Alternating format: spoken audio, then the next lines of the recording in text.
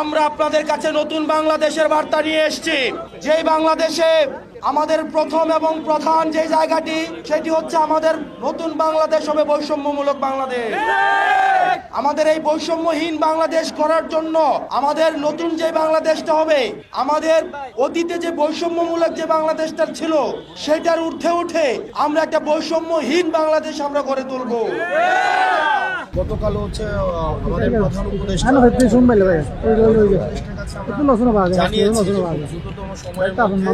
বিচার সংস্কার এবং নির্বাচনের রোডম্যাপ প্রকাশ করা।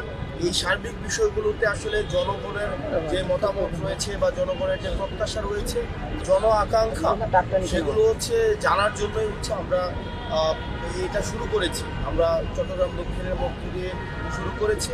আমরা সারা বাংলাদেশে আমরা এই এনসিপির পক্ষ থেকে আমাদের মানুষের কাছে এই চাওয়া অব্যাহত থাকবে। এটা হচ্ছে মানুষের আমাদের চিন্তা, আমরা কিভাবে ভাবছি, আমার দল কিভাবে চিন্তা করছে, এই সার্বিক বিষয় বিচার এবং সংস্কার এবং আগামী নির্বাচন নিয়ে আমরা হচ্ছে সেগুলো মানুষকে জানাবো, মানুষের চিন্তাগুলো আমরা জানাবো।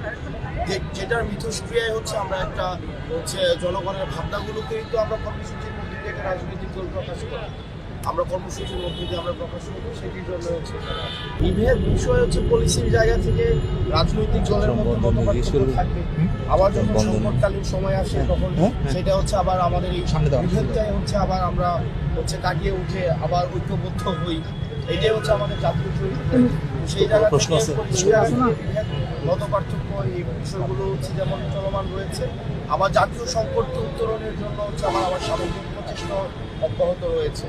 যখনই জাতীয় সংকট এসেছে, যখনই দেশের বিদেশি বা অভ্যন্তরীণ দেশবিরোধী কোনো ধরনের ষড়যন্ত্র প্রচেষ্টা হয়েছে, আমরা সামগ্রিকভাবে আমরা গণ-অভ্যুত্থানে অংশগ্রহণকারী প্রতিটি দল এবং ফেসিবাদ বিরোধী রাজনৈতিক শক্তি যারা দীর্ঘদিনের যাদের লড়াই সংগ্রাম রয়েছে, আমরা ঐক্যবদ্ধভাবেই আমরা এই ষড়যন্ত্র দেশবিরোধী এবং বাহিরের যে ষড়যন্ত্রগুলো রয়েছে সেগুলো হচ্ছে আমরা প্রতিরোধ করছি।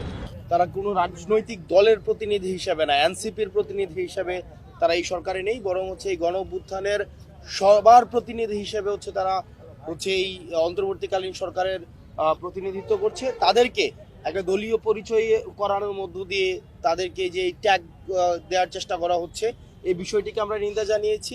একই সাথে সাথে আমরা এই বিষয়টি বলেছি যে যেই ছাত্র দুইজন উপদেষ্টা রয়েছে তারা গণ-অভ্যুত্থানের তারা প্রতিনিধি হিসেবে সেখানে রয়েছে, সুতরাং এই বিষয়টিকে প্রাধান্য দিয়ে তাদের যেন সম্মানহানি না হয় এবং প্রতিনিয়ত যেভাবে তাদেরকে এনসিপির সাথে অ্যালাইন করা হচ্ছে আমরা সেই বিষয়টির নিন্দা জানিয়েছি।